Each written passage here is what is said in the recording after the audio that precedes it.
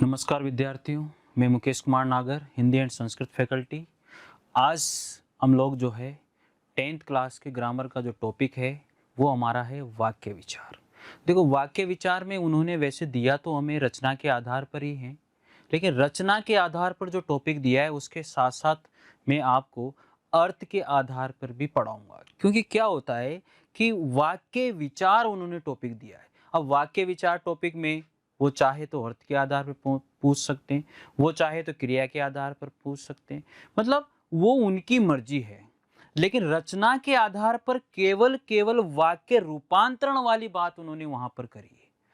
वो जो पूछेंगे, वो वाक्य रूपांतरण जो पूछेंगे वो केवल रचना के आधार पर पूछेंगे, न कि क्रिया के आधार पर, न कि अर्थ के आधार पर। इसलिए आपको यहां पर यह ध्यान देना है कि जब भी इस टॉपिक को पढ़ें, इसमें यह ध्यान रखना है कि हमें टोटल पूरा ही टॉपिक अच्छे से पढ़ना है। कहने का मतलब यह है, जितना मैं आपको यहां पर पढ़ा रहा हूं, जितना मैं आपको यहां पर बता रहा हूं, इसे पूरे को ही आत्मसात करते हुए चलें, ग्रहण करते हुए चलें, लिखते हुए चलें। आगे बात समझ में? तो ये बातें जो है मैं आज आपको यही समझाने आया हूं कि आज जो टॉपिक है, यही टॉपिक आपके 4 से 5 नंबर का होने वाला है।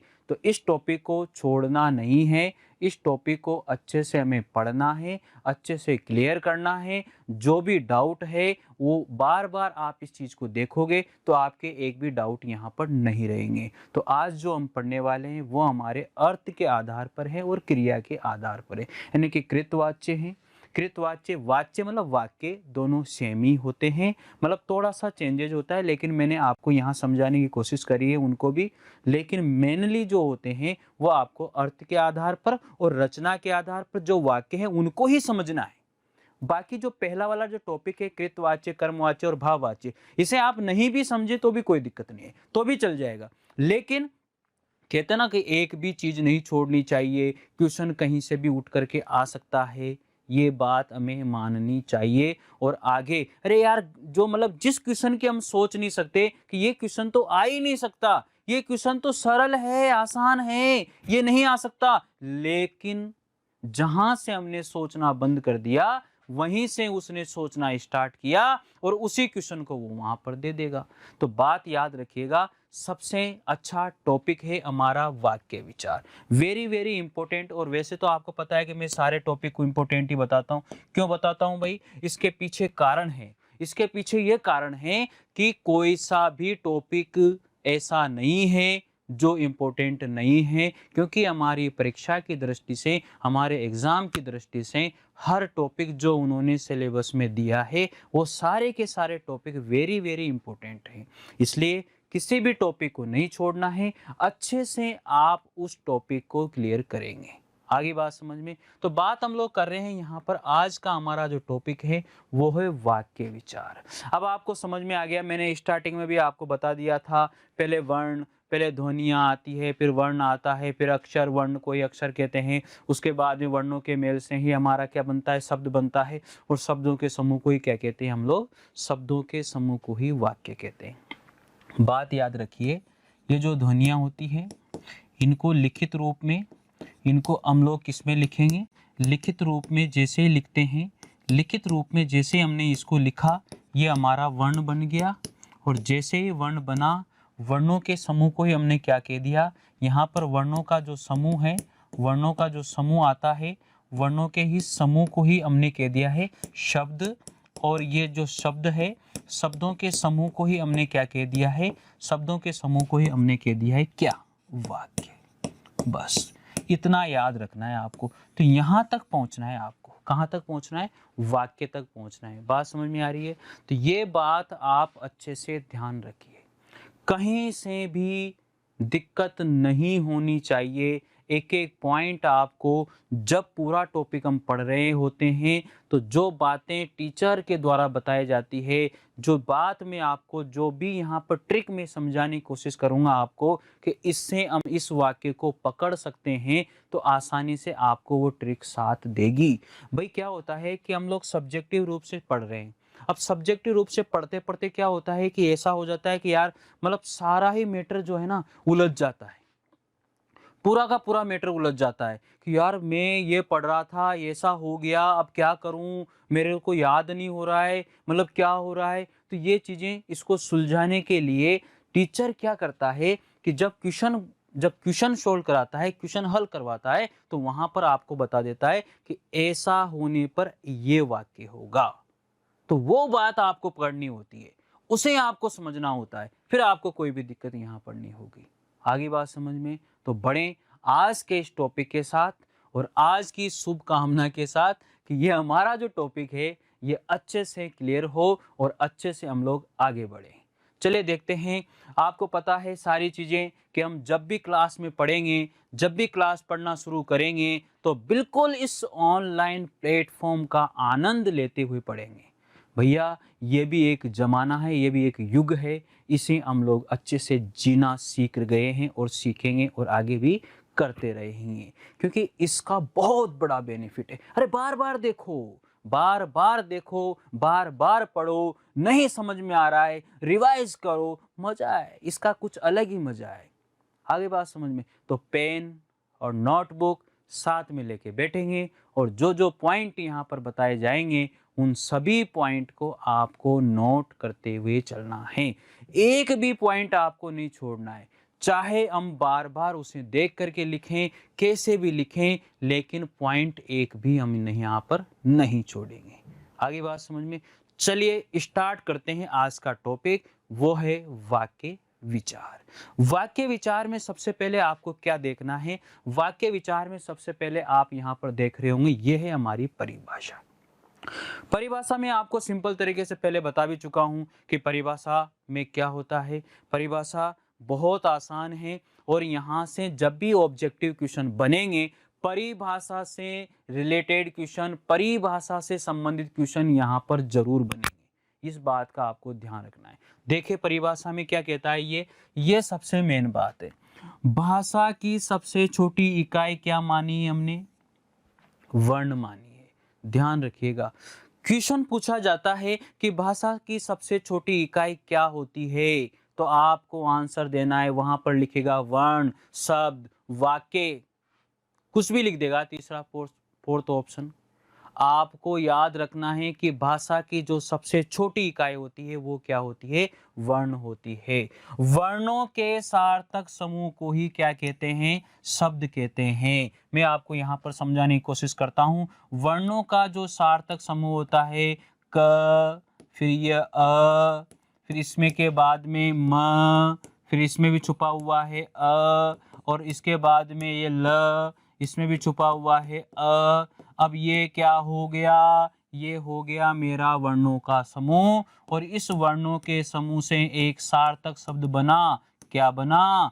कमल। तो यही क्या है? यही शब्द है जिसे मैं क्या कहूँगा बच्चों? जिसे मैं कहूँगा सार्थक शब्द। बात समझ में आ रही है? इतनी आसानी से हम लोग इसको समझ सकते हैं। वेरी वेरी इंपॉर्टेंट बात है, आपको एक एक चीज यहाँ पर अच्छे से समझते हुए चलना है। पहली बात मैंने आपको क्या बताई? भाषा की सबसे छोटी इकाई क्या होती है? वर्ण।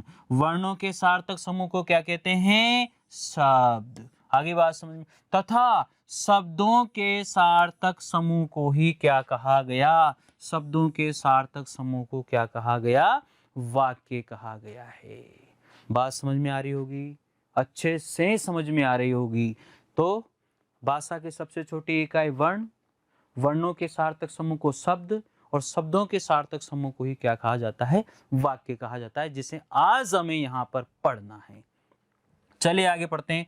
वाक्य शब्द समूह का वह सार्थक विन्यास होता है जिससे उसके अर्थ एवं भाव की क्या हो जाती है? पूर्णता, सुस्पष्ट अभिव्यक्ति होती है। मतलब वाक्य क्या होता है? शब्दों का एक सार्थक समूह होता है। उस वाक्य से कहीं ना कहीं हमारे भावों की अभिव्यक्ति होती है, कहीं ना कहीं हमारे विचार जो होते हैं उनकी अभिव्यक्ति होती है। मतलब उस वाक्य में कोई ना कोई बात उसमें छुपी हुई होती है। अगर हमें उस वाक्य का मीनिंग समझ में आ रहा है कि ये हमसे क्या कह रहा है, तो फिर वो वाक्य है। अगर उस वाक्य में ही ऐसा लग रहा है कि यार इसमें पता ही नहीं लग रहा क्या है, तो फिर वो वाक्य भी सही वाक्य नहीं है। ये आपके टॉपिक भी है, शुद्ध और अशुद्ध वाक्य का जो टॉपिक है वो हम लोग यहाँ पर पढ़ेंगे। ये आप लोग ध्यान रखिएगा, ठीक है। इसके बाद में आपको इसकी जरूरत नहीं है वैसे कि वाक्य में कौन कौन से अंग होते हैं, ये जरूरत नहीं है। आकांक्षा, योग्यता, आसक्ति, क्रम, ये सारी बातें होती है, ये बड़ी क्लासेस के लिए हैं। यहाँ पर आपको कोई दिक्कत भी नहीं होनी चाहिए। वैसे तो 6 अंग होते हैं, लेकिन इनसे कोई मतलब नहीं है, आप इनकी टेंशन नहीं करेंगे, आपसे ये क्वेश्चन नहीं पूछा जाएगा। आगे बात समझ में। चले देखते हैं अब वाक्य के अंग। वेरी वेरी इंपॉर्टेंट बात, क्वेश्चन आपसे पूछा जाएगा कि वाक्य के कितने अंग होते हैं। वाक्य के कितने अंग होते हैं तो आपको बताने पड़ेंगे। ध्यान दें, ऑप्शन में वाक्य के वो 3 अंग भी लिखेगा, 4 भी लिखेगा, 5 भी लिखेगा और 6 भी लिख देगा। आपको याद होनी चाहिए वाक्य में केवल 2 ही अंग होते हैं। वाक्य के भेद अलग हो सकते हैं, अलग अलग दृष्टि से अलग अलग भेद हो सकते हैं, लेकिन जो अंग होते हैं वो तो केवल 2 होते हैं। और पहली बात है उद्देश्य और दूसरी बात है विधेय। इस और का यहाँ पर कोई महत्व नहीं है, आप इसको छोड़ दें। ये दोनों को जोड़ने के लिए मैंने लिखा है, कोई दिक्कत नहीं है। तो पहला होता है उद्देश्य और दूसरा होता है विधेय। यही समझ लें, मैं आपको यहाँ पर बात बता ही देता हूँ। जो उद्देश्य होता है उसे हम क्या कह सकते हैं? जो उद्देश्य होता है उसे हम लोग कर्ता कह सकते हैं। इसके बाद में जो विधेय होता है उसे हम लोग कर्म और क्रिया कह सकते हैं। कर्म प्लस क्रिया। तो ये हमारा क्या बन जाएगा? ये हमारा बन जाएगा विधेय। आगे बात में, कर्ता के बारे में जो कुछ भी कहा जाता है, अर्थात कर्ता को मैंने क्या बोला? उद्देश्य बोला है। उद्देश्य के बारे में जो कुछ भी कहा जाता है वो क्या होता है बच्चों? वो होता है विधेय। क्या होता है? विधेय। क्लियर मामला सारा, कोई दिक्कत अब नहीं है। चलिए आगे बढ़ते हैं हम लोग। एक एक पॉइंट यहाँ पर हमें क्लियर करना, एक एक बात क्लियर करनी है, यहाँ पर समझने की कोशिश करना सारी। पहली बात आती है उद्देश्य, जो मैं आपको बता चुका हूँ। क्या बताया मैंने आपको? जो कर्ता होता है उसे ही उद्देश्य कहा जाता है। कर्ता का मतलब आपको पता है सब्जेक्ट। आगे बात समझ में। आगे देखो, जिसके संबंध में वाक्य में कहा जाता है, जिसके संबंध में वाक्य में कहा जाता है उसे क्या कहेंगे? उद्देश्य कहेंगे। और उद्देश्य को मैं आपको बता ही चुका हूं, कर्ता। क्वेश्चन अगर आ जाए कर्ता को क्या कहा जाता है, तो आप बता सकते हो उद्देश्य कहा जाता है। तो कर्ता ही क्या है? वाक्य में उद्देश्य होता है। एक एक बात आपको यहाँ पर नोट करवाई गई है, एक एक पॉइंट आपको यहाँ पर समझाया गया है। आगे है, किंतु यदि कर्ता कारक के साथ उसका कोई विशेषण हो, जिसे कर्ता का विस्तारक कहते हैं, उद्देश्य के ही अंतर्गत आता है। बात ध्यान से सुनेंगे। कर्ता के साथ साथ उसके बारे में जो कहा गया है और उस कर्ता के पहले अगर कुछ भी कहा गया है तो वो कर्ता का क्या हो जाता है? विस्तारक हो जाता है। ये क्वेश्चन बहुत अच्छी तरह से पूछा जाता है। इस क्वेश्चन के अंदर आपको ध्यान रखना है। जैसे ये उदाहरण है, मेरा भाई प्रशांत। अब देखो यहाँ पर ये प्रशांत क्या है? अब आप बता सकते हो ये जो प्रशांत है ये क्या है? ये उद्देश्य है, ये यहाँ पर कर्ता है। बात समझने की कोशिश करना बेटा। धार्मिक पुस्तकें पढ़ता है, तो ये सारा का सारा मामला क्या हो जाएगा? ये सारा का सारा मामला हो जाएगा विधेय। क्या हो जाएगा बच्चों? विधेय हो जाएगा। और ये जो कर्ता है, ये जो उद्देश्य है, इसके पहले आ रहा है मेरा भाई, तो ये क्या हो जाएगा? मेरे कर्ता का, अर्थात मेरे उद्देश्य का। ये क्या हो गया बच्चों? ये क्या हो गया? विस्तारक हो गया। विस्तारक। मामला साफ, कोई प्रॉब्लम नहीं है, बहुत अच्छे से समझ में आएगा। आप टेंशन मत लो भैया, ये एमएन सर पढ़ा रहे, आपको कहीं से भी कहीं कोई दिक्कत नहीं आएगी। पर जो बात आपको मैंने कह दी है कि पेन और नोटबुक जरूर साथ में रखें और एक एक पॉइंट लिखें, नोट्स बनाएं, बहुत प्यारे प्यारे नोट्स बनाएं, मजा आ जाएगा आपको। यहाँ पर ये सब कुछ लिखा गया है, जो मैंने आपको समझाया है वो सब लिख के दिया है मैंने। देखो इस वाक्य में मेरा भाई प्रशांत क्या है? उद्देश्य है। अब प्रशांत ही उद्देश्य है, लेकिन ये आगे वाला मैटर यहाँ पर क्या हो जाएगा? विस्तारक, किसका? उद्देश्य का। जिसमें प्रशांत तो क्या है? कर्ता है, और मेरा भाई क्या है? यहाँ पर प्रशांत कर्ता का विशेषण है, अर्थात कर्ता का ये विस्तारक है। कितनी आसान बात है बताओ, कोई दिक्कत यहाँ पर नहीं आ रही है। आ रही है क्या बताओ? इसलिए ध्यान से सुने और ध्यान से देखें, ताकि आपको यहाँ पर कोई भी प्रॉब्लम नहीं आएगी। चलिए देखिए, आगे बढ़ते हैं। नंबर 2 है विधेय। मैंने क्या बोला आपसे? कर्ता,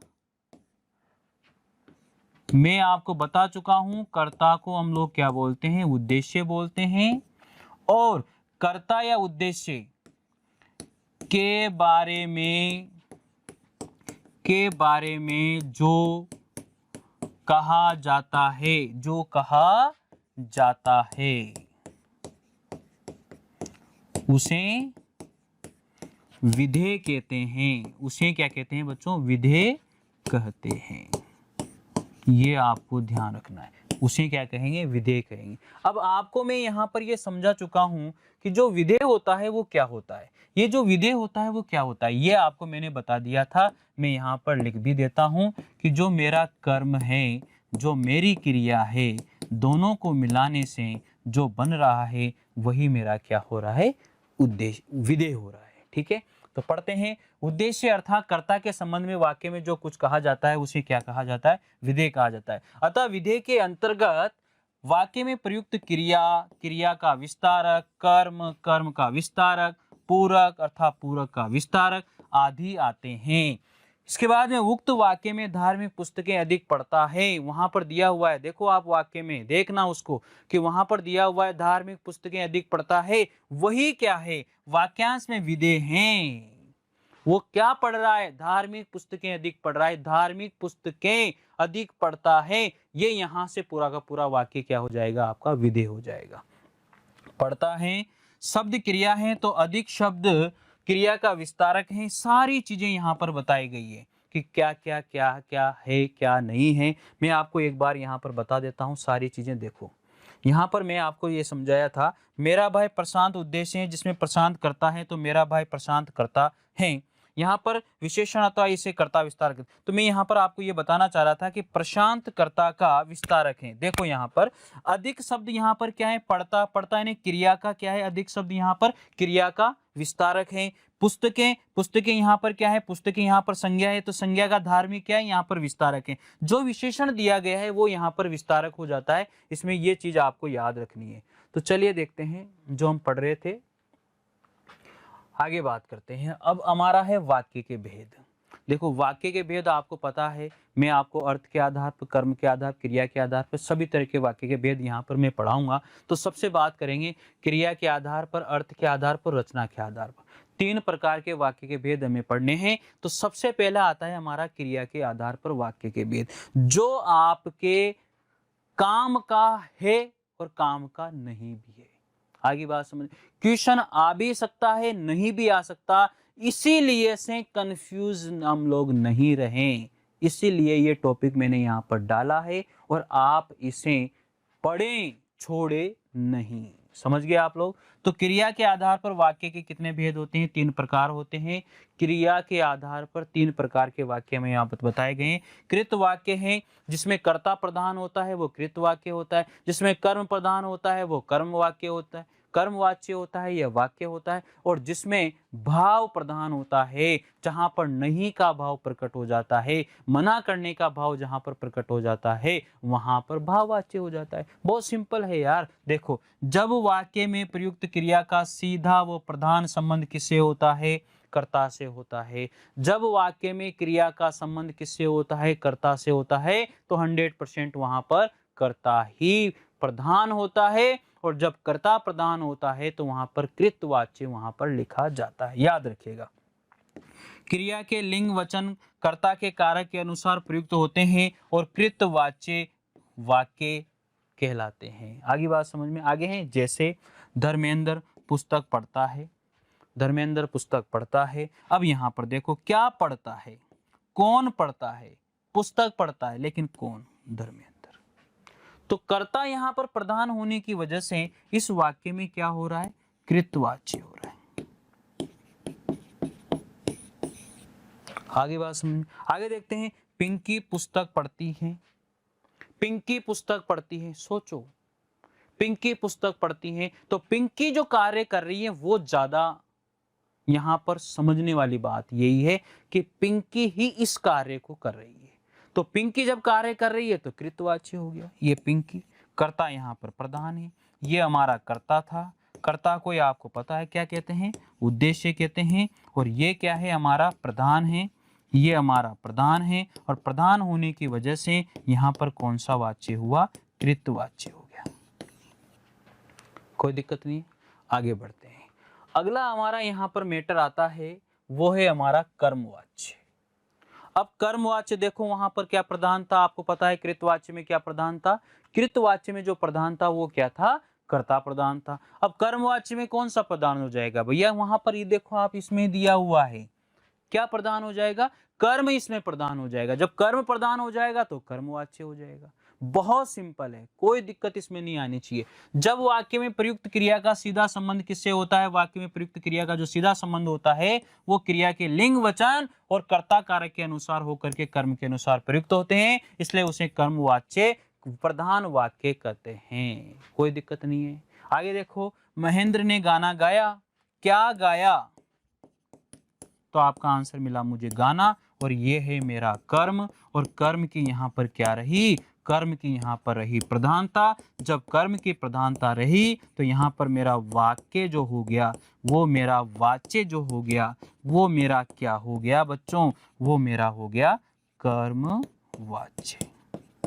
बस टेंशन लेने की आवश्यकता नहीं है, कितना आसान काम है। आगे बात करते हैं, वर्षा ने गाना गाया, वर्षा ने गाना गाया, तो यहां पर जोड़ दो क्या, क्या गाया वर्षा ने, गाना। गाना मेरा क्या है, कर्म। जब यहां पर कर्म की क्या रही प्रधानता, तो यहां पर वाच्य क्या हो गया, कर्मवाच्य हो गया। सिंपल बात। इस तरह से आप लोग आंसर निकाल सकते हो, कोई दिक्कत नहीं है। जहां पर कर्ता की प्रधानता हो वहां पर कृतवाच्य, और जहां पर क्रिया की प्रधानता हो वहां पर क्या, कौन सा वाच्य होगा, क्रिया की प्रधानता होती है, लेकिन कहां पर होती है, इनके अंदर ही होती है। लेकिन वो जो क्रिया है वो किसका बोध कराती है हमें, क्रिया है वो किसके ऊपर जाती है, तो क्रिया जो है हमेशा कर्म के ऊपर जाती है। तो कर्म के ऊपर जाती है तो फिर क्या होता है, वहां पर कर्म प्रधान वाक्य हो जाता है। तो ये घबराने वाली इसमें बिल्कुल बात नहीं है। आगे हम लोग यहाँ पर देखेंगे, एक चीज मैं आपको यहाँ पर ये समझाना चाह रहा था कि देखो, ये वाला था हमारा मैटर, विस्तारक वाली बात हमने क्लियर कर ली थी, तो विस्तारक में कोई परेशानी आपको यहां पर नहीं आनी चाहिए। देखो आगे, ये रहा हमारा मैटर, ये है भाववाच्य। अब तीसरे नंबर का आता है हमारा भाववाच्य। तीसरे नंबर के वाच्य को ध्यान से देखने की कोशिश करेंगे। सबसे इंपॉर्टेंट बात इसमें यही है कि जब वाक्य में प्रयुक्त क्रिया न तो कर्ता के अनुसार प्रयुक्त होती है और न ही कर्म के अनुसार होती है, बल्कि वो भाव के अनुसार होती है।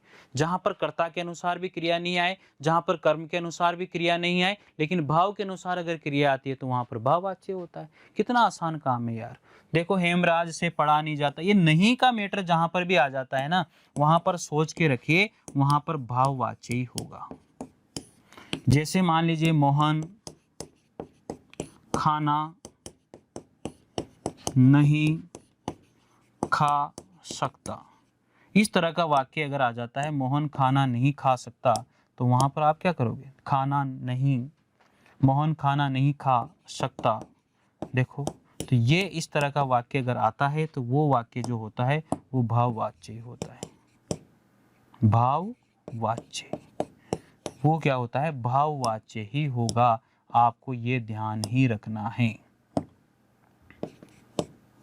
कोई दिक्कत नहीं है, कर सकते हो आसानी से। तो ये चीजें याद रखनी है। देखो, इसमें भी नहीं आ रहा है, जया से पढ़ा नहीं जाता, हेमराज से पढ़ा नहीं जाता, तो बहुत आसान काम है। जहां पर भी नहीं वाली बात आ जाती है वहां पर भाव प्रकट हो जाता है। जैसे मैंने आपसे कहा, एक भाव वहां पर भी प्रकट होता है जहां पर आपका प्रत्यय जुड़ जाता है। जैसे मैंने कहा, बूढ़ापा महा अभिशाप है, बूढ़ापा, आप वहां पर प्रत्यय जोड़ दिया हमने। सामाजिक कार्य करने पर, अब सामाजिक शब्द आ गया, प्रत्यय जोड़ दिया, भाववाचक में चला जाएगा। तो ये बातें आपको याद रखनी है, छोटी छोटी बातें हैं जो आपको ध्यान रखनी है। आप क्लियर कर सकते हो, आसानी से पढ़ सकते हो, कोई दिक्कत इसमें नहीं आएगी। चलिए आगे देखते हैं। अब आता है हमारा अर्थ के आधार पर वाक्य। ये ही हमें समझने हैं। वो जो है वो आपके लिए एक्स्ट्रा है, वो इसलिए दिए जाते हैं क्यों? क्योंकि एग्जामिनर यार कुछ भी पूछे हमें क्या मतलब, हमें तो सारा पढ़ना है। कोई भी वाक्य कैसा भी टॉपिक हो हमें नहीं छोड़ना है। तो अर्थ के आधार पर यहाँ पर लिखा हुआ है अर्थ। जब अर्थ यहाँ पर लिखा हुआ है तो हमें एक ट्रिक याद रखनी है, अ से 8। बस अर्थ के आधार पर आपसे पूछेगा, 100% पूछेगा, ये गारंटी बता रहा हूं मैं आपको। 100% पूछेगा कि अर्थ के आधार पर जो वाक्य होते हैं उसके कितने भेद होते हैं। ये क्वेश्चन वो 100% करने वाला है आपसे। तो याद रखो, अ से अर्थ, तो अर्थ मतलब 8। कितना आसान काम है याद रखना। तो कितने वाक्य होते हैं अर्थ के आधार पर? 8 प्रकार के वाक्य होते हैं, 8 इसके भेद होते हैं। तो ये याद रखिएगा, अर्थ के आधार पर जो वाक्य के भेद होते हैं, प्रकार जो होते हैं, वो कितने होते हैं? 8 होते हैं। ट्रिक मैंने आपको बता दी कैसे याद रखने हैं। तो चलिए यहाँ पर सबसे पहले बात आती है विधानार्थक। इसको हम लोग यहाँ पर विधानार्थक को एक और वो देता है विधानवाचक, एक और वो देता है, क्या देता है यहाँ पर बच्चों याद रखिएगा, वो यहाँ पर विधानवाचक वाक्य की जगह क्या दे देगा? वो यहाँ पर दे देगा विधानार्थक, यानी कि विधानवाचक भी वो दे सकता है, विधानवाचक। इस तरह से वो विधानवाचक भी यहाँ पर लिख सकता है। और विधानवाचक के साथ साथ वो क्या लिख सकता है? इसके ही मैं बता रहा हूँ आपको कि कैसे बता सकता है। यहाँ पर वो साधारण भी लिख सकता है। क्या लिख सकता है? वो साधारण भी लिख सकता है। यहाँ पर वो और क्या लिख सकता है? वो सरल भी लिख सकता है, कुछ भी लिख सकता है। ये सबका मतलब एक ही है, इन सभी का मतलब एक है। तो आपको ये घबराने की आवश्यकता नहीं है। किसी के भी नाम से आए हमें क्या मतलब आ रहा है? कुछ भी नाम आए हमें क्या दिक्कत आ रही है? तो कर सकते हो, कोई दिक्कत इसमें नहीं है। विधानवाचक, साधारण या सरल, या फिर विधानार्थक वाक्य। ये विधानार्थक शब्द ये कहता है विधान मतलब सरल या साधारण, और अर्थ का मतलब जो अर्थ देता है। अर्थ का मतलब क्या होता है? अर्थ देता है, इसका मतलब वो विधान हो गया। विधान मतलब सरल हो गया, साधारण हो गया, एक ही बात है। किसी भी नाम से आए हमें कोई मतलब नहीं है। तो घबराने की बात यहां पर बिल्कुल भी नहीं होनी चाहिए। कर सकते हो, कोई दिक्कत इसमें नहीं होगी। आगे बात करते हैं। देखो यहां पर समझने की कोशिश करेंगे। बात ये कहता है कि जिस वाक्य में किसी बात का होना पाया जाता है उसे विधानार्थक कहते हैं। बहुत सिंपल सी डेफिनेशन है। किसी बात का होना, किसी क्रिया का होना जहां पर पाया जाता है। तो याद रखिएगा, किसी क्रिया या बात का होना पाया जाता है वहाँ विधानार्थक वाक्य होता है। कर सकते हो आप, कोई दिक्कत नहीं है। क्या होता है? विधानार्थक वाक्य होता है। देखो यहाँ पर लिखा हुआ है भूपेंद्र खेलता है, इसमें कुछ नहीं आ रहा है, केवल भूपेंद्र क्या कर रहा है? सिंपल सी बात है, खेल रहा है। तो भूपेंद्र यहाँ पर क्या है? अगर आपसे पूछूं मैं भूपेंद्र यहाँ पर क्या है, तो आपको बताना है भूपेंद्र यहाँ पर करता है। भूपेंद्र यहाँ पर क्या है? करता है। और आपसे पूछा कर्ता को क्या कहते हैं, तो आपको पता होना चाहिए कि कर्ता को क्या कहते हैं? कर्ता को उद्देश्य कहते हैं। अरे कितनी जबरदस्त बात है। आगे बात सुन। खेलता है, आपको पता होना चाहिए खेलता है। आपको याद होना चाहिए कि ये कर्ता नहीं है और ये क्या है? कर्ता की क्रिया है। क्या है? कर्ता की क्रिया है। जब क्रिया होती है और कर्म होता है तो उसे हम क्या कह देते हैं? उसे हम कहते हैं बच्चों विधेय। क्या कहते हैं? विधेय। याद रखना इसको, उसे कहेंगे हम लोग विधेय। ठीक है, कर सकते हो। अब देखो इसमें क्रिया है, कर्म नहीं है। क्रिया ही है तो भी आपको क्या करना है? विधेय ही करना है। और क्रिया के साथ कर्म भी आ जाए तो भी विधेय करना है। घबराना बिल्कुल भी नहीं है। इस वाक्य को अगर मैं इस तरह से भी लिख दूं, इस वाक्य को मैं इस तरह से भी आपको यहां पर लिख दूं, कैसे? देखो समझने की कोशिश करना, सारी चीजें एक एक पॉइंट आपको मैं बता रहा हूं। इस वाक्य को अगर मैंने कैसे लिखा, इस वाक्य को मैंने लिखा ऐसे, मोहन, भूपेंद्र की जगह मैं मोहन का यूज ले रहा हूं। मोहन कार्य अच्छा करता है। मोहन कार्य अच्छा करता है। अब देखो यहां पर क्या लिखा हुआ है, ये करता है, ये क्रिया है, ये क्या है, क्रिया है, और इसके आगे लिखा हुआ है अच्छा। तो ये क्रिया के पहले जो लिखा हुआ है वो क्रिया को अच्छा कर रहा है, काम को अच्छा कर रहा है, तो ये क्या बोलूंगा मैं इसको, क्रिया विस्तारक। क्या बोलूंगा इसको, क्रिया विस्तारक बोलूंगा। कर सकते हो, कोई दिक्कत आपको यहां पर नहीं आएगी, बहुत आसान है। तो एक एक पॉइंट में जो आपको समझा रहा हूं इसे आप लोग करते हुए चलेंगे, कर सकते हो, कोई परेशानी इसमें नहीं होनी चाहिए। चले बात करते हैं आगे। ये तो सारी चीजें आपको समझ में आ गई है कि जो कर्ता होता है, यहाँ पर कर्ता भूपेंद्र है, इसको उद्देश्य भी कहेंगे, और जो क्रिया यहाँ पर दी हुई है इसको विधेय कहेंगे।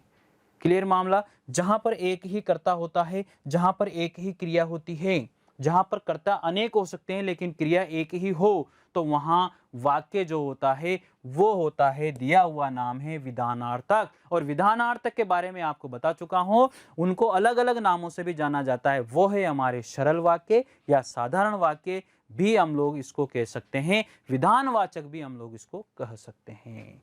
अगला आता है निषेधात्मक। देखो शब्द ही हमें बता रहा है, शब्द ही हमसे कह रहा है कि भैया निषेधात्मक, निषेध मतलब मना करने वाली बात यहां पर आ रही है। निषेध का मीनिंग क्या होता है, निषेध का मतलब मीनिंग होता है मना करना। क्या होता है, मना करना। तो निषेध वाली बात जहां पर भी आएगी, मना करने वाली बात जहां पर भी आएगी, तो 100% हमें समझ में आ रही है बात। भैया जहां पर भी वाक्य में मना करने वाली बात आएगी वहां निषेधात्मक वाक्य हो जाएगा। सिंपल, बहुत आसान काम है। देखो जिस वाक्य में किसी बात के न होने या किसी विषय के अभाव का बोध होता है उसे ही निषेधार्थक वाक्य कहते हैं। जहां पर आ जाए नहीं, जहां पर आ जाए न, जहां पर आ जाए मत, मना करना, मत करो,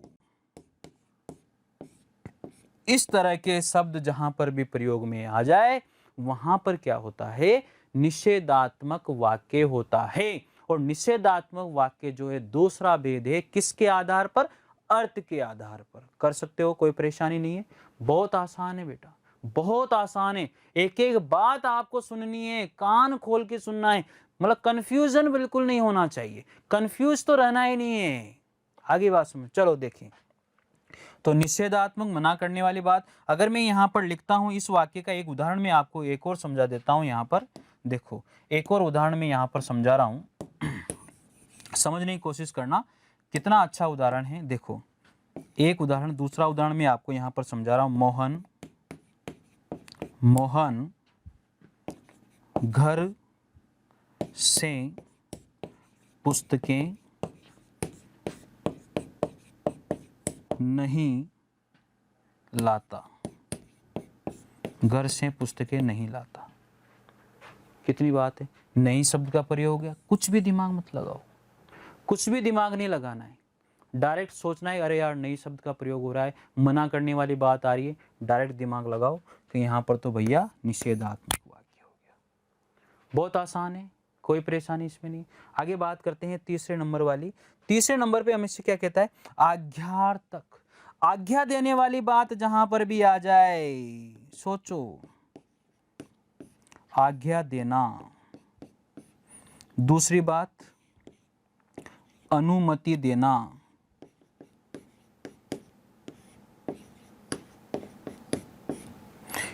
ये सारी बातें जहां पर भी आ जाती है वहां पर आज्ञार्थक वाक्य होता है। ये रहा देखो यहां पर आज्ञा, उपदेश, आदेश, ये तीन बातें हैं। इन तीन बातों को याद रख लिए, गांठ बांध लो इसको, आज्ञा, उपदेश और आदेश। जहां पर भी आज्ञा दी जाती है, उपदेश दिया जाता है, और जहां पर भी आदेश दिया जाता है वहां पर क्या होता है, अनुमति दी जाती है। तीसरा शब्द मैंने लिखा है, तो वहां पर आज्ञार्थक वाक्य होता है। समझ लेना ढंग से, एक एक बात, मजा आ जाएगा आप लोगों को, ध्यान रख लेना इसको। तो आज्ञार्थक, आज्ञा देना, अनुमति देना, एक ही बात। देखो यहाँ पर वर्षा तुम गाना गाओ। किसी के द्वारा, टीचर के द्वारा, अध्यापक के द्वारा, शिक्षिका के द्वारा, अध्यापिकाओं के द्वारा किसी के द्वारा ये बोला जा रहा है कि वर्षा तुम गाना गाओ। तो आज्ञा दी जा रही है, मोहन ऐसा मत करो, मोहन ये कार्य मत करो, मोहन ये करना चाहिए। जहां जहां पर भी उपदेश वाली बात आती है, आज्ञा वाली बात आती है, वहां वहां पर कौन सा वाक्य होता है? आज्ञार्थक वाक्य वहां पर होता है। क्लियर हो गया मामला? तो तीनों को विधानवाचक, जिस वाक्य में एक ही कर्ता और एक ही क्रिया होती है, जिस वाक्य में कर्ता दो हो सकते हैं, दो से अधिक हो सकते हैं, लेकिन क्रिया एक ही होती है, उसे साधारण वाक्य, उसे सरल वाक्य, उसे विधानवाचक और विधानार्थक वाक्य कोई सा भी एक कह सकते हैं। दूसरी बात आती है निषेधात्मक, जहां मना करने का भाव प्रकट होता है वहां उसे निषेधात्मक वाक्य कहेंगे। जहां पर आज्ञार्थक, जहां पर उपदेश दिया जाता है, आज्ञा दी जाती है, और जहां पर आदेश दिया जाता है, अनुमति दी जाती है, वहां पर आज्ञार्थक वाक्य होता है। ये मैंने शॉर्ट में आपको क्लियर कर दिया। तो यही तो चीजें हैं समझने वाली, इसको समझ लेना अच्छे से।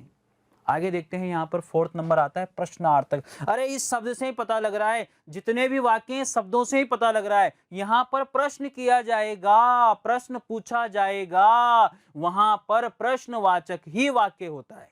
देखो ध्यान से देखो, प्रश्नार्थक, जिस वाक्य में प्रश्नात्मक भाव प्रकट होता है, अर्थात किसी कार्य या विषय के संबंध में प्रश्न पूछने का बोध होता है, वहां पर प्रश्नार्थक वाक्य होता है। प्रश्नवाचक वाक्य भी इसको कह सकते हैं, इसको प्रश्नवाचक,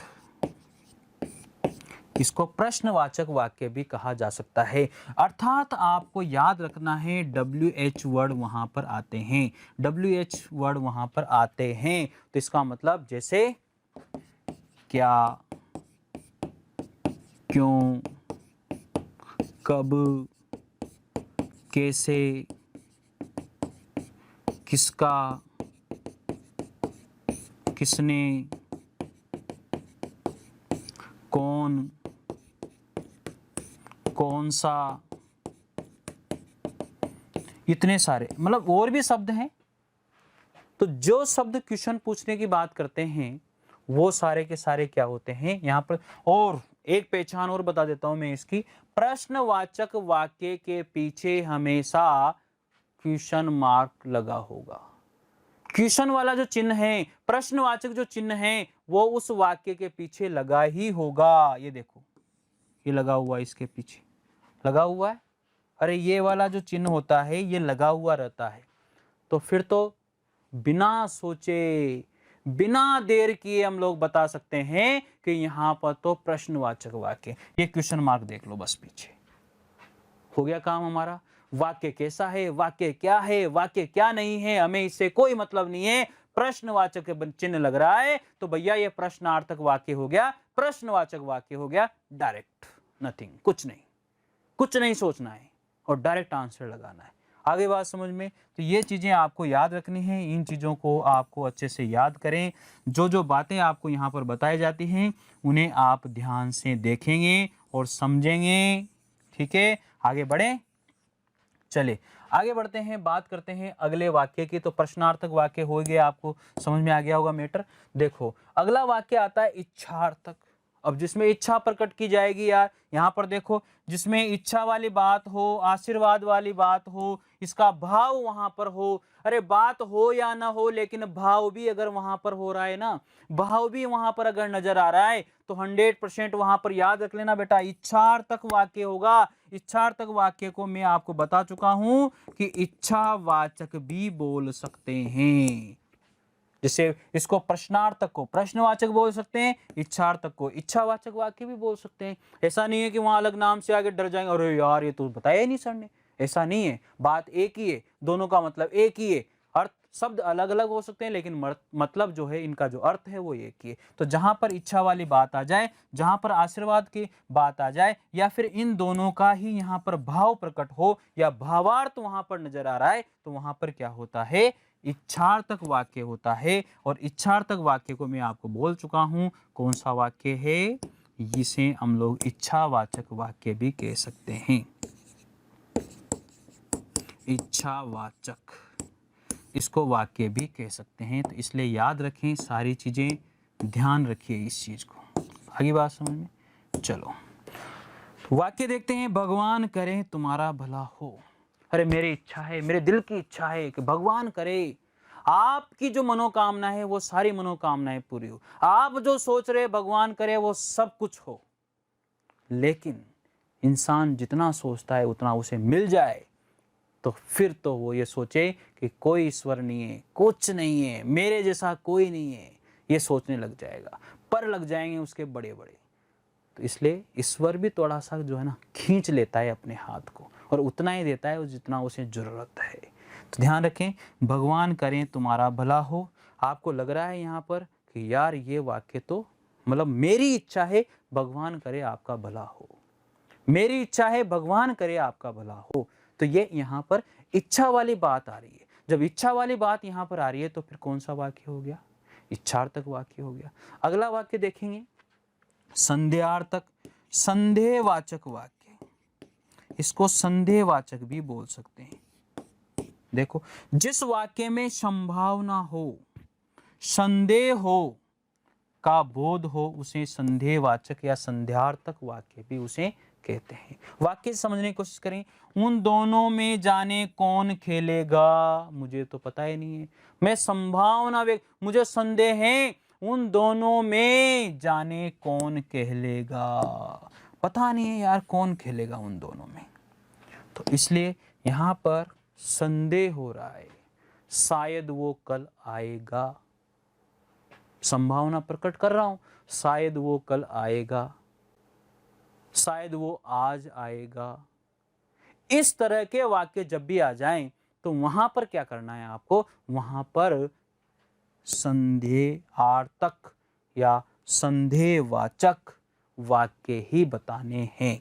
तो उन दोनों में जाने कौन खेलेगा, मुझे यहाँ पर संदेह है, पता नहीं उन दोनों में से कौन खेलेगा, ये खेलेगा या मोहन खेलेगा, दिनेश खेलेगा, सोहन खेलेगा, पता नहीं कौन खेलेगा। चले आगे बात करते हैं अगले वाक्य की। यह है हमारा 7 नंबर, संकेतार्थक, अर्थात इसे हम लोग क्या बोल सकते हैं? संकेतवाचक, इसे हम बोल सकते हैं संकेतवाचक वाक्य। ठीक है, देखो आगे, जिस वाक्य में संकेत या शर्त का बोध हो उसे संकेतार्थक या संकेतवाचक वाक्य कहते हैं। यदि तुम पैसे दो तो मैं चलूं, यदि तुम पैसे दो तो मैं नाचूं, यदि तुम पैसे दो तो मैं चलूं, यदि तुम पैसे दो तो मैं कार्य करूं, यदि तुम टाइम से पहुंच जाते, यदि तुम समय से पहुंच जाते तो ट्रेन मिल जाती। यहां पर शर्त, जहां पर शर्त वाली बात आ जाती है, दो वाक्य जहां पर आ जाते हैं, पहला वाक्य दूसरे वाक्य पर डिपेंड होता है, जहां पर बात आ जाती है तो वो सारी चीजें आपको याद रखनी है। यदि तुम पैसे दो तो मैं चलूं, मतलब यहां पर शर्त रखी गई है कि पैसे दो तो मैं चलूं, तो पहले शर्त है फिर बाद में वो कार्य हो रहा है। तो जहां पर शर्त वाली बात आ जाती है, जहां पर संकेत वाली, अब संकेत उसे कहेंगे जहां शर्त आ रही है। आगे बात समझ में? तो यदि तुम पढ़ोगे तो पास हो जाओगे, यदि तुम अभ्यास करोगे तो सीख जाओगे, इस तरह के वाक्य जहां पर भी होते हैं वहां पर संकेतार्थक या संकेतवाचक वाक्य होते हैं। कोई दिक्कत इसमें नहीं आनी चाहिए। अगला है विस्मयबोधक वाक्य। विस्मयबोधक का मतलब आश्चर्य होना। देखो इसमें कितने सारे, विस्मय, आश्चर्य का भाव जहां पर भी प्रकट हो जाता है वहां पर विस्मयबोधक वाक्य होता है। जहां पर भी आश्चर्य हो जाए, सबसे आसान काम है, हमें तो ये चिन्ह देखना है, ये वाला चिन्ह हमें देखना है। अगर ये चिन्ह हमें कहीं पर भी मिल गया तो सोच लो, इसे, इस चिन्ह को ही कहते हैं विस्मयबोधक, इस चिन्ह को ही विस्मयबोधक कहते हैं। ये जहां पर भी अगर किसी वाक्य में लग रहा है तो वो वाक्य हो जाएगा हमें विस्मयबोधक या विस्मयादिबोधक, विस्मयादिबोधक वाक्य इसको कह सकते हैं। तो ये वाक्य हुए हमारे पूरे 8 वाक्य जो अर्थ के आधार पर हमने पढ़े हैं, और इन्हीं से हम लोगों ने समझ लिया है कि भैया ये जो नाम है उनके आधार पर ही इनके क्या हैं, काम हैं। बात समझ में आ गई? अब हम लोग यहाँ पर करने वाले हैं सबसे मेन जो होता है कार्य और हमेशा करते आए हैं, वो है हमारा अभ्यास। अर्थ के आधार पर जितने प्रकार के वाक्य हमने पढ़े हैं उन सब का यहाँ पर आज हम लोग जो कर रहे हैं वो है अभ्यास। शब्दों के सार्थक समूह को देखो, वहां पर जितनी बातें हमने करी है वो सारी के सारी यहाँ पर क्वेश्चनों में आ जाएगी। आप लोग समझना, शब्दों के सार्थक समूह को क्या कहते हैं, मैंने बताया था वहां पर वर्णों के सार्थक समूह को क्या कहते हैं, शब्द कहते हैं, और शब्दों के सार्थक समूह को क्या कहते हैं, वाक्य कहते हैं। ये रहा मेरा आंसर। कितना आसान है। शब्दों के सार्थक समूह को क्या कहा जाता है, सोचो। पद कहते हैं क्या, पद किसे कहते हैं, आपको मैंने पहले बताया था। शब्द और पद वाला जो टॉपिक पढ़ाया था उसमें मैं आपको बता चुका हूं कि शब्द और पद वाला जो टॉपिक है उसमें बता चुका हूं क्या, कि भैया किसी भी शब्द को वाक्य में प्रयुक्त कर दिया जाता है तो वो पद बन जाता है, न कि फिर शब्द रहता है। कर सकते हो। आगे है वाक्य, वर्ण और स्वर। तो याद रखिएगा, शब्दों के सार्थक समूह को क्या कहा जाता है, वाक्य कहा जाता है। अगला प्रश्न आता है, अर्थ की दृष्टि से वाक्य के कितने भेद होते हैं। मैंने बताया था अर्थ, अ से अर्थ हो रहा है तो अ से 8 कर लो, 3 4 8, ये 8 हो गया, ये आंसर हो जाएगा, कोई दिक्कत नहीं है। अगला देखो, अर्थ की दृष्टि से कौन सा वाक्य का भेद नहीं है। देखो यहाँ पर विधानवाचक हमने पढ़ा है, प्रश्नवाचक हमने पढ़ा है, निषेधवाचक भी पढ़ा है, और मिश्र हमने नहीं पढ़ा। इसका मतलब ये यही कह रहा है कि अर्थ की दृष्टि से वाक्य का भेद नहीं है। इस नहीं पॉइंट पर जरूर ध्यान दे लेना। ये नहीं पॉइंट पर अगर आपने ध्यान नहीं दिया तो गलत होने के चांसेस बहुत ज्यादा रहेंगे, क्योंकि ये नहीं में ही उलझा कर रखता है इंसान को, नहीं में ही विद्यार्थी को उलझा कर छोड़ देता है और गलत कर देता है, एग्जामिनर गलत करवा देता है। तो ये बात याद रखिएगा। विधानवाचक को मैंने आपको बताया था, सरल भी बताया था, और विधानवाचक को मैं आपको बता चुका हूं कि साधारण भी मैंने आपको इसको बताया था, ठीक है, और विधानार्थक भी मैंने इसको नाम दिया था। तो एक ही बात है। तो ये तो होता है। प्रश्नवाचक भी हमने पढ़ा है, निषेधवाचक भी पढ़ा है, तो ये नहीं पढ़ा हमने, तो यही क्या हो जाएगा, वो नहीं पूछ रहा है। और मिश्र जो होता है वो कौन से होते हैं, ये रचना के आधार पर क्या होता है, दूसरा प्रकार होता है। ये जो वाक्य होते हैं वो रचना के आधार पर होता है। बात समझ नहीं आ गई, कर लोगे, कोई दिक्कत नहीं है। आगे बढ़े, चलो देखो आगे बढ़ते हैं। अगला आता है यहाँ पर, जिन वाक्यों से किसी क्रिया के करने या होने की सामान्य सूचना मिलती है। अरे जहां पर सामान्य बात होती है, जहां पर सामान्य सूचना मिलती है, कर्ता और क्रिया ही जहां पर होती है और कोई मतलब नहीं होता, तो वहां पर कौन सा वाक्य होता है, आपको पता होगा। वहां पर विधानवाचक, या मैंने आपको नाम दिया था वहां पर सरल, मैंने आपको नाम दिया था वहां पर साधारण। वहां पर कौन सा वाक्य होता है बच्चों, वहां पर साधारण वाक्य भी होता है। कर सकते हो इसको आप लोग, उसको साधारण भी कह सकते हैं, और उसको एक और नाम है वहां पर विधानार्थक। उसको क्या बोल सकते हैं, उसको विधानार्थक वाक्य भी बोल सकते हैं। कर सकते हो, इसमें कोई दिक्कत आपको नहीं आने वाली, बहुत आसान है।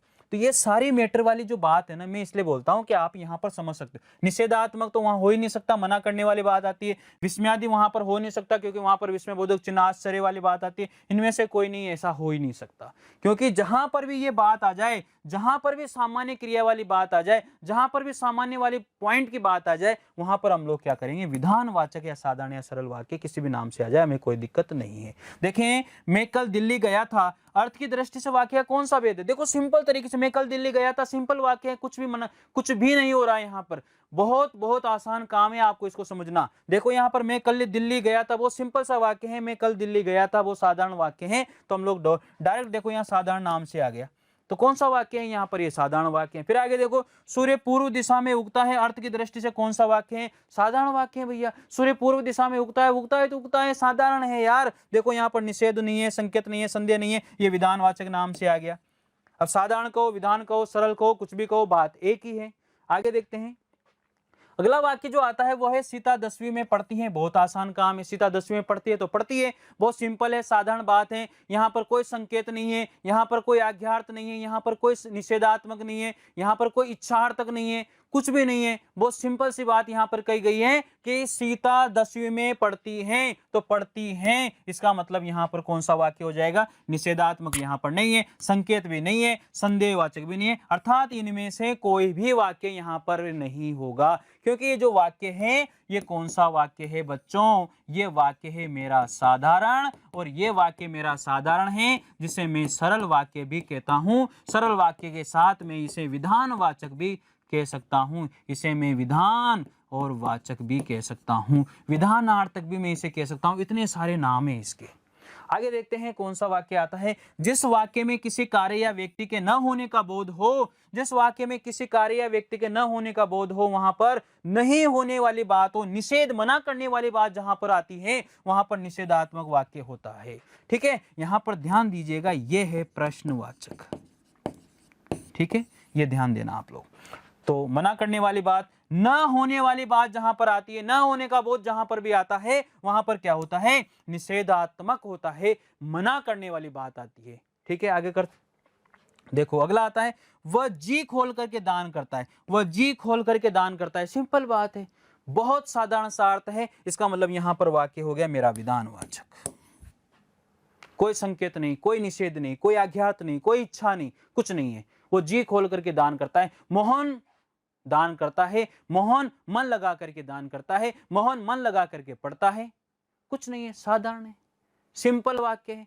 तो ये सारे के सारे इस तरीके से आपको सोल्व करने, इस तरीके से हल करने, ताकि कोई भी बात, लेकिन ये तभी हो पाएंगे जब आप इस बात को ध्यान दीजिए, ये तभी हो पाएंगे जब आप पूरे की पूरी जो थ्योरी है, वो ऊपर जो मैंने पढ़ाया आपको, सब्जेक्टिव रूप से जो पूरा का पूरा मैंने पढ़ाया है, उस चीज को, पूरी चीज को आप लोगों को नोट्स बना करके लिखने हैं, और एक एक पॉइंट आप वहां पर समझते हुए अगर पढ़ेंगे तो इन क्वेश्चनों को एक को भी हल करने में, एक भी बात को समझने में आपको कोई भी परेशानी वहां पर नहीं होगी मेरे प्यारे बच्चों। चलिए देखते हैं अगला यहां पर प्रश्न आता है हमारा, सी गीता नहीं नाचेगी। मना करने वाली बात आ गई यहां पर मना किया जा रहा है कि गीता नहीं नाचेगी। इसका मतलब यहां पर क्या हो गई, मना करना, निषेध करना। निषेध मतलब मना करना। तो सिंपल सी बात है, समझ गए हम लोग, आसानी से समझ सकते हैं। अरे भैया मैंने जो थ्योरी पढ़ी है वो अच्छे से पढ़ ली है, तो मुझे कोई भी दिक्कत अब इसमें नहीं है। अर्थ के आधार पर अ से अर्थ मतलब आठ, अर्थ आठ, इस तरह से याद रख लेना। ठीक है, अगला आ गया, देखो यहां पर वाक्य है, आज हिंदी के अध्यापक नहीं पढ़ाएंगे। मैं तो पढ़ा रहा हूं पर ठीक है, इस वाक्य में दिया है, आज हिंदी के अध्यापक नहीं पढ़ाएंगे। नहीं, मना करने वाली बात अगर यहां पर आ जाती है तो आपको पता है, जहां पर भी मना करने वाली बात, निषेध, मना करना, निषेध करना, तो निषेधवाचक ही वाक्य हो जाएगा, निषेधार्थक ही वाक्य हो जाएगा। तो ये रहा हमारा, कोई दिक्कत नहीं।